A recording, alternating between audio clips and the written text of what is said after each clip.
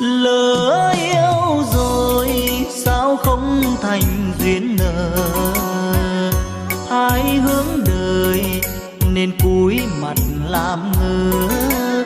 Nhưng hôm nay đối diện thật chẳng ai ngờ, đường di vắng vẫn còn ôm nhung nhớ.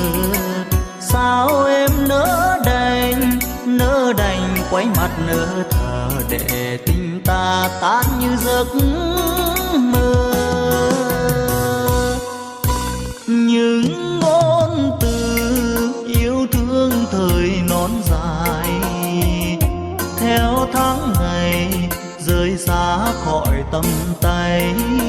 Nhưng không ai biết được, học được chưa ngờ, tình gian dối chỉ nở trên chót lưỡi.